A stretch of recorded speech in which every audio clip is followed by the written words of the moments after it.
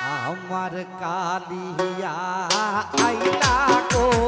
ঘরে আমার ইকবাল ভাই আইলা গো